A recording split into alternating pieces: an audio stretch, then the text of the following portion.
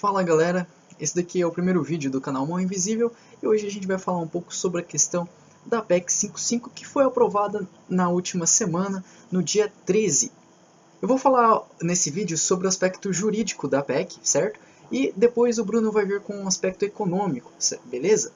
Para o nosso vídeo eu vou usar a objeção do Núcleo de Pesquisas e Consultoria Legislativa que fizeram, né? Sobre toda a PEC, sobre todo o aspecto afirmando que era inconstitucional e tantas outras coisas mais. Para começar, vale destacar que o núcleo ele afirmou que a PEC supostamente feriria o artigo 60 da Constituição Federal. Para ser mais exato, o artigo 60, parágrafo 4º da Constituição e os seus incisos. Portanto, vamos dar uma lida no que o artigo fala antes de ir no ponto-chave de toda essa questão. Artigo 60. A Constituição poderá ser emendada mediante proposta. Ok, até aí. Parágrafo 4º.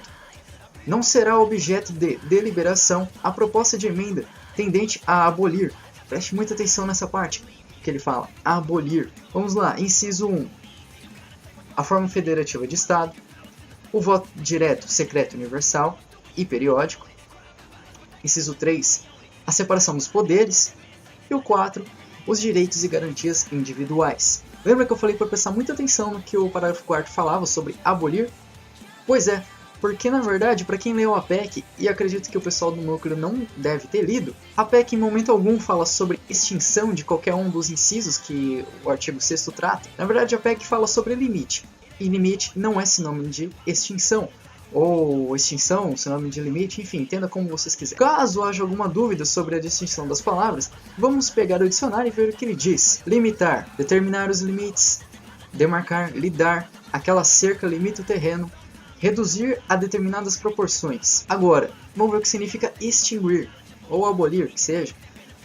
Aniquilar, exterminar por completo, extinguir uma doença, abolir, retirar o efeito de, extinguir o processo, saldar, pagar uma dívida, extinguiu o déficit. Então temos o seguinte, que já poderíamos resumir todo esse vídeo somente nessa parte, porque basicamente a maior parte da objeção do núcleo foi em cima do artigo 60. E como a gente pode ver, houve aí uma imensa e gritante divergência e erro, talvez, não sei se foi por má fé ou o que, do núcleo em querer comparar a abolição com limite de gastos, limite de qualquer outra coisa aí que eles foram colocar. Se dizer que impor limites nas contas da União é algo inconstitucional, então a gente vai ter que falar que a lei de diretrizes orçamentárias também é inconstitucional. Duvida? Vamos ver o que o doutrinador Pedro Lenza fala sobre isso. Eu peguei esse trecho do capítulo sobre a autonomia do Poder Judiciário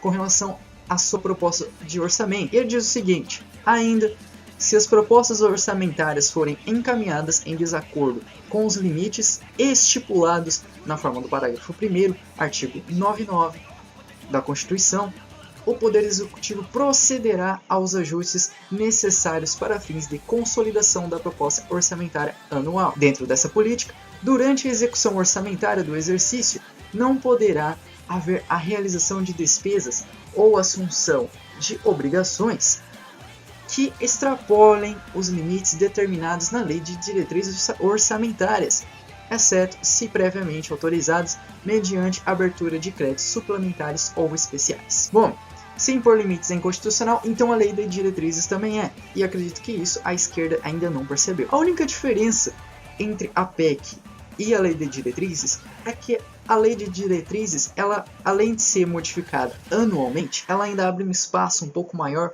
para que o poder ali que esteja necessitando de dinheiro, por exemplo, o poder judiciário, que é o caso aqui que ele cita, possa chegar para a União e falar: eu estou precisando de dinheiro, me dá uma grana. Enfim, nós entramos em toda aquela ideia keynesiana de imprimir dinheiro como se não houvesse o amanhã, e como se isso não fosse dar nenhum problema no futuro, como o Lula fez. Podemos dizer ainda que a PEC, na verdade, ela vem como um norte para a Lei de Diretrizes. A PEC ela possui um cálculo um pouco diferente, que eu acredito que o Bruno vai falar isso em outro vídeo. Ela é um pouco mais séria, um pouco mais firme com relação a alguns aspectos. Por isso que a PEC é necessária. Ela vai orientar também a Lei de Diretrizes e também, né, impor aqueles limites de uma forma um pouco mais severa em cima do governo, que é super necessário. Considerando toda essa crise que a gente vive, nada melhor do que um freio nos gastos do governo, que para ele pode gastar a todo momento, quando ele bem entender e tudo mais. Afinal, o Estado só se importa consigo mesmo. Ainda falam sobre que a PEC supostamente fere a questão dos 3 poderes, né, ou a autonomia que eles têm. Na verdade não é bem assim, porque se a PEC fere a autonomia dos poderes, então a gente pode dizer que a Constituição faz praticamente o mesmo. Como o Pedro Lenza falou, o Poder Judiciário ele faz a proposta orçamentária dele, manda para o Poder Executivo decide se vai acatar a proposta ou não. Isso não seria ferir a autonomia dos poderes também? Aliás, como disse o Rodrigo Marinho Saraiva, se eu não me engano, sobre a questão da União, ela repassa todo o dinheiro para os 3 poderes, né? Principalmente para a questão do Poder Judiciário, para a gente poder visualizar melhor. Então ela divide certinho o que cada um precisa e tudo mais, cada um com o seu plano de orçamento, dentro da lei de diretrizes, que já impõe alguns limites, só que o limite que ela impõe não é tão severo como a PEC ela vai fazer. Outros sim ainda argumentam que supostamente a inconstitucionalidade está em cima do prazo, dizendo que o prazo de 20 anos é muito longo porque vai afetar outros governos. Só que aí eu, apesar de ser libertário e não concordar que o Estado deve mandar em muita coisa, né, a minha opinião libertária é quase que a extinção do Estado, devo concordar enquanto aluno de direito, enquanto eu viver em cima sobre a tutela de um Estado, de que as leis não foram feitas para o governante ali em questão. As leis foram feitas para o povo, foram feitas para o governo, para o país, em outras palavras. Logo, você falar que uma lei ela não pode extrapolar um certo limite de tempo dentro daquele governo, então a gente vai ter que mudar o Código Civil, o Código Penal e entre outras leis, porque supostamente, de acordo com a esquerda, isso não pode acontecer. Não pode acontecer de uma lei ela extrapolar o tempo limite de 4 anos ali, que é o mandato de um governante. Ou 8 no caso, se ele for reeleito. Vale lembrar também que, segundo o núcleo, a PEC ela esquece com relação ao axioma de proporcionalidade e razoabilidade.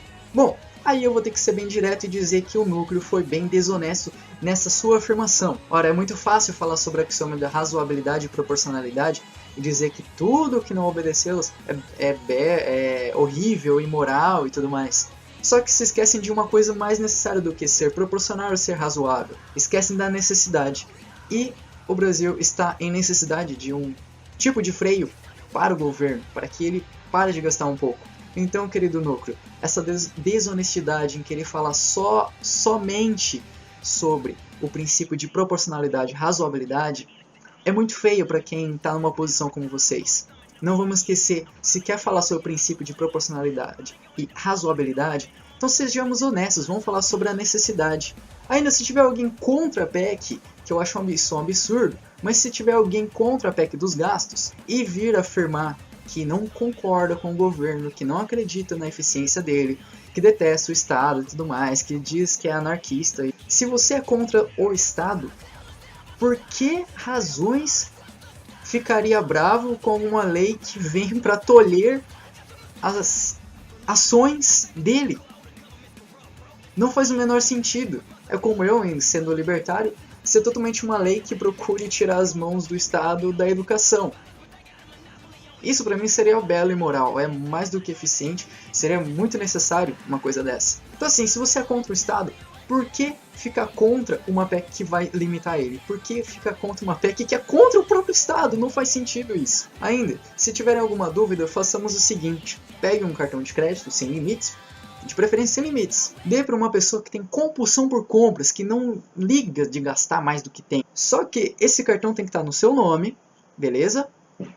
Estando no seu nome, você dá o cartão para ela e deixa ela gastar como ela quiser. Bom, depois dela fazer as compras como ela queira, né, como ela desejava, vamos ver para quem vai a conta. E pasme, o mesmo acontece com o Estado. Se você deixar ele gastar ilimitadamente, sem um freio, sem nada, o que vai acontecer com você? Você vai pagar a conta dele. E bom, eu não sei vocês, eu não tô afim de pagar a conta de um Estado corrupto como o nosso. Mas é isso, galera. Eu espero que tenha dado para entender esse pequeno resumo que eu tentei fazer sobre a constitucionalidade da PEC 55. Se você gostou, dá um like aí no vídeo, se inscreve no canal e clica aí no sininho para poder acompanhar os nossos vídeos que vão estar saindo aí de vez em quando a gente tiver alguma ideia solta. E também compartilhe o nosso canal aí para mais pessoas poderem estar vendo essa questão da PEC que está sendo bem falada e eu acredito que vai ser falada ainda muito mais. E é isso, pessoal. Até a próxima.